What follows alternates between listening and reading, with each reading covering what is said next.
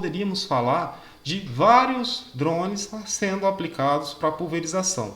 Vários drones programados, nesse caso nós teríamos vários drones trabalhando para pulverização, sendo controlados a partir de uma única central. Olá, aqui é o professor Marcelo José e eu estou aqui novamente para conversar com vocês sobre máquinas agrícolas.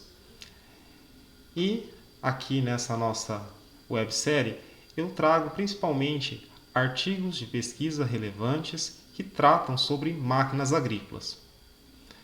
Dessa vez eu estou trazendo para vocês um artigo publicado numa revista muito importante, uma revista que se chama Computers and Electronics in Agriculture. Nesse caso, esse artigo ele foi publicado por pesquisadores que trabalham na Universidade Estadual de Campinas, a Unicamp, e é representado principalmente ali pelo professor Daniel Albiero, professor de Engenharia Agrícola da Faculdade de Engenharia Agrícola da Unicamp. E nesse caso, eles publicaram um trabalho falando sobre Swarm Robots. Mas e aí, o que seria Swarm Robots? Na tradução para o português, uma tradução mais apropriada, nós temos enxames de robôs. Nesse caso, enxames de robôs aplicados para a agricultura mecanizada.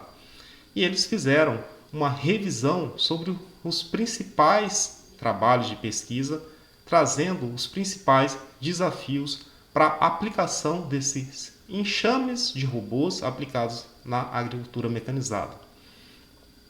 Mas antes da gente falar sobre enxames de robôs aplicados na agricultura, vamos aí conceitualizar o que seria enxames de robôs.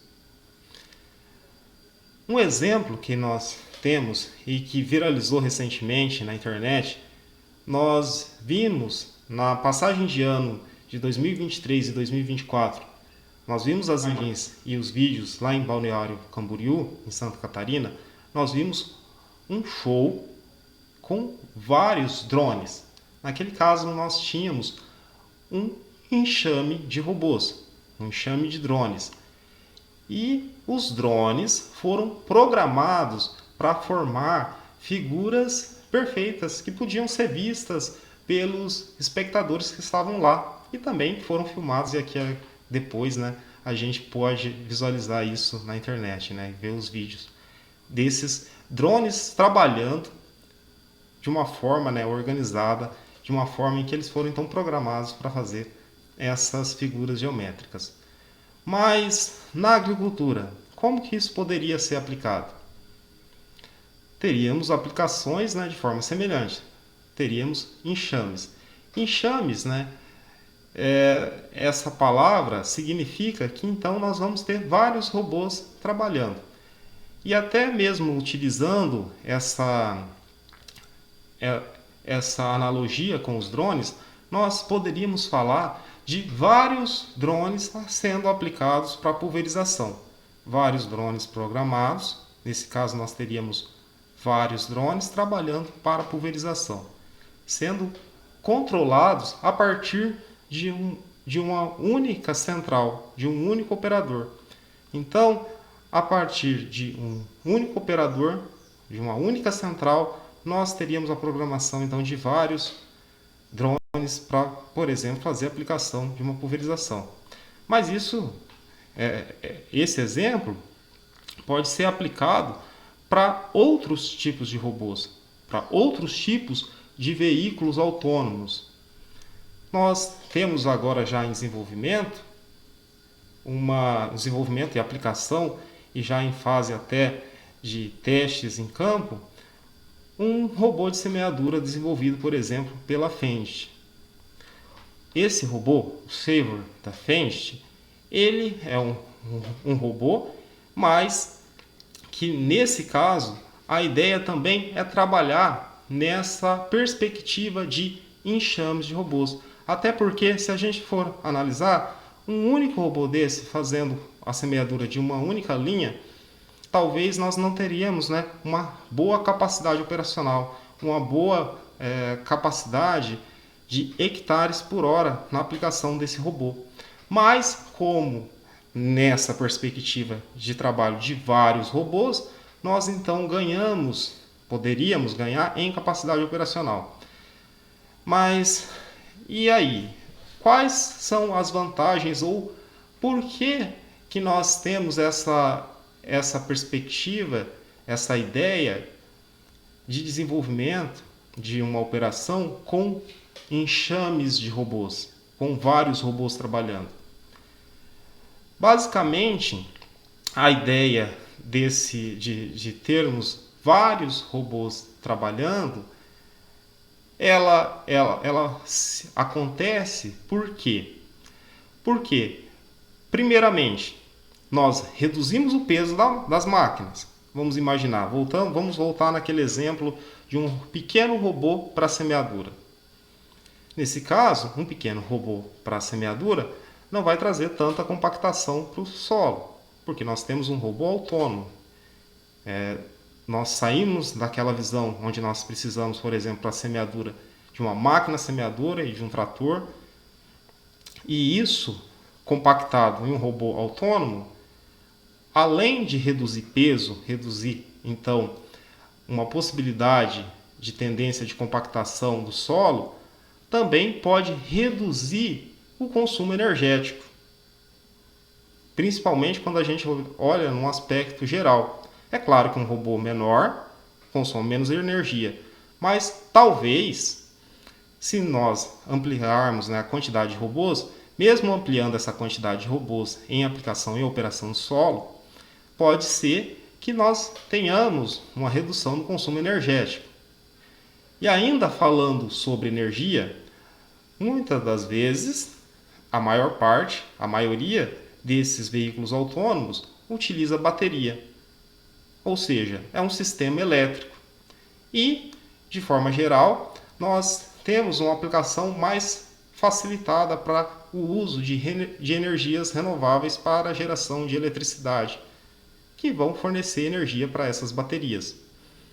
Então, nós já saímos de uma perspectiva que nós temos máquinas pesadas que utilizam motores de combustão interna ciclo diesel para robôs menores, máquinas menores, sendo aplicada em uma escala em que nós temos várias máquinas, mas aqui agora já nessa perspectiva, então, por exemplo, no uso de baterias para esses veículos autônomos. E ainda uma outra característica desse sistema é que nós poderíamos ganhar em capacidade operacional com a aplicação de várias máquinas, sendo controladas a partir de uma central, ou seja, de um único operador muito qualificado e capacitado. Mas então, um dos problemas que se visualiza principalmente no futuro, em alguns lugares já é um problema presente, é a falta de mão de obra qualificada para a operação desses veículos autônomos.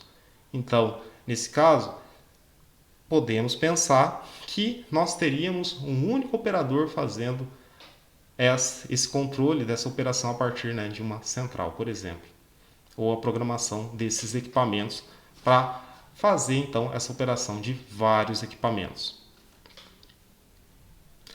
Bom, vamos pensar ainda, continuar falando sobre esse trabalho realizado e coordenado pelo professor Daniel Albiero, e eles basicamente, nessa revisão de literatura, eles avaliaram 34 papers, 34 artigos de pesquisa que falavam sobre tecnologias com essa perspectiva de enxame de robôs, swarm robots.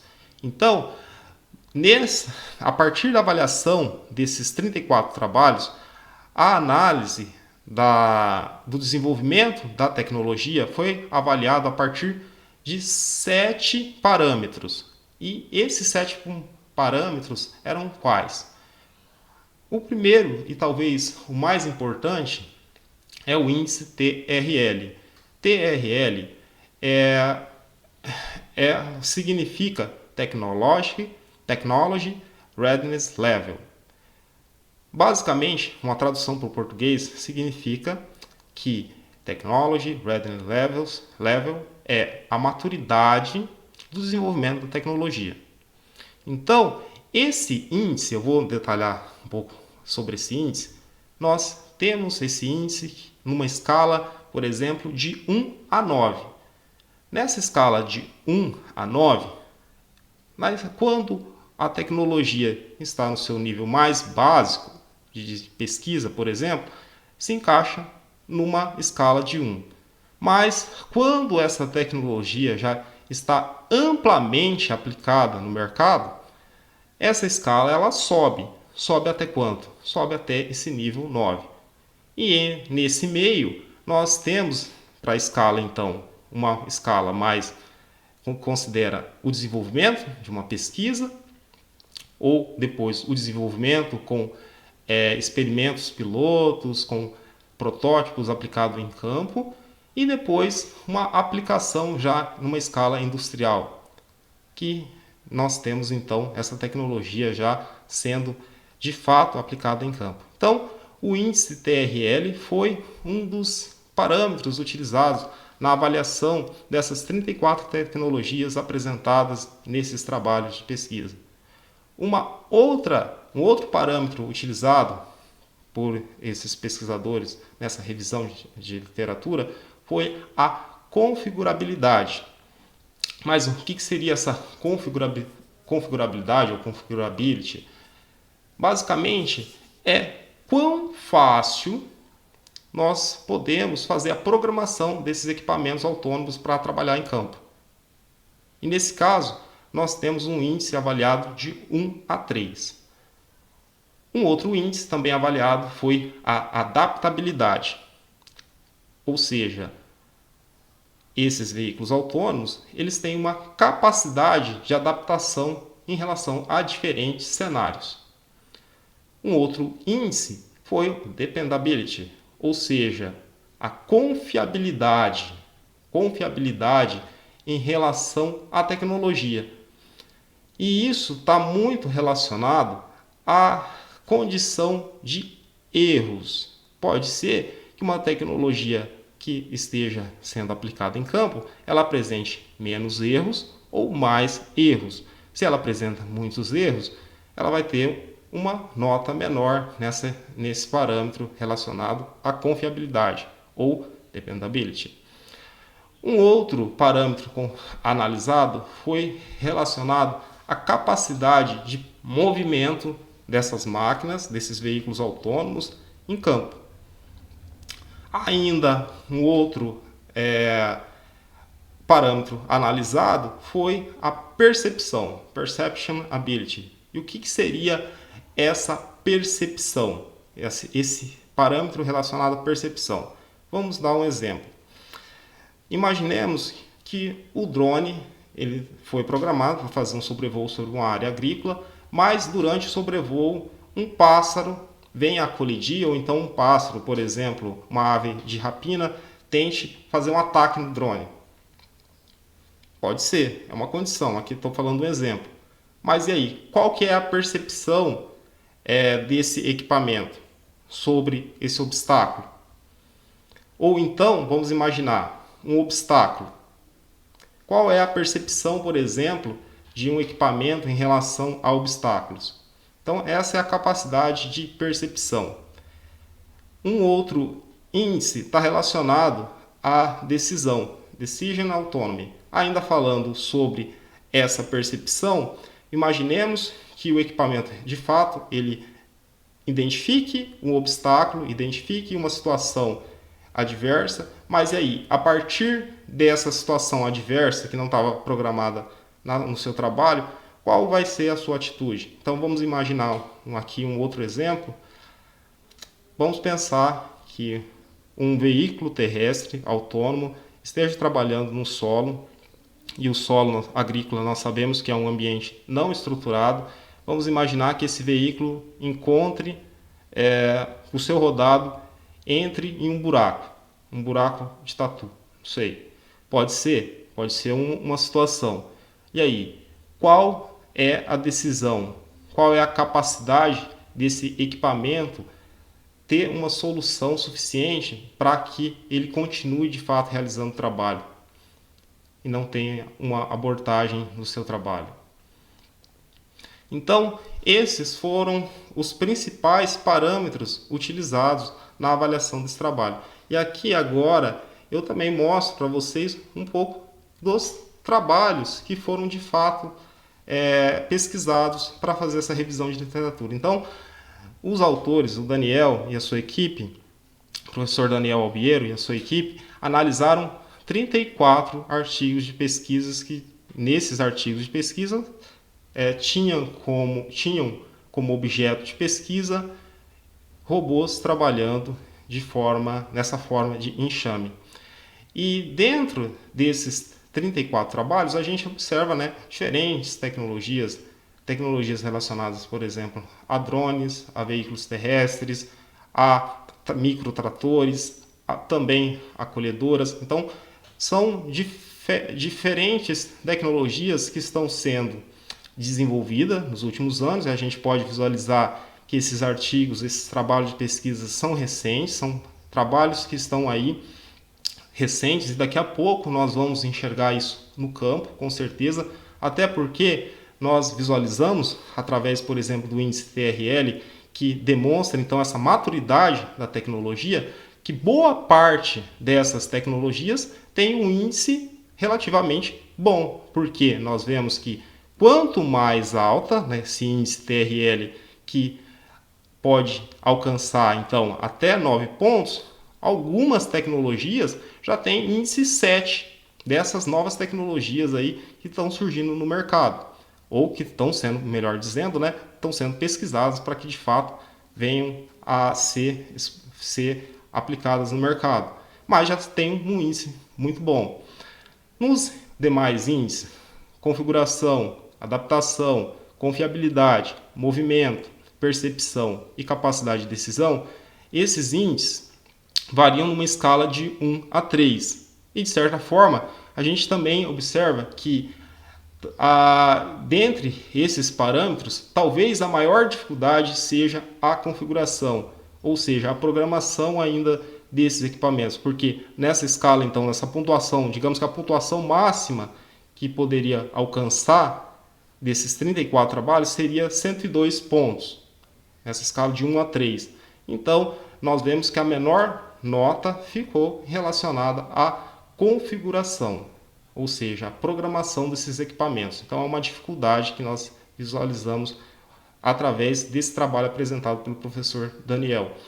Ainda depois, nós vemos que, de certa forma, a capacidade de movimento desses equipamentos teve a melhor nota. Então, é claro que o deslocamento talvez seja a parte mais trabalhada desses equipamentos, a sua capacidade de movimento em relação aos solos, ou então em relação ao sobrevoo. Mas, dessa forma, a gente, é claro, visualiza que é um trabalho interessante. Esse trabalho é interessante e ótimo, é claro. E nós podemos, então, visualizar que existem aí, principalmente, várias tecnologias que estão sendo desenvolvidas para que nós tenhamos já aí no nosso campo e a gente consiga visualizar a sua aplicação.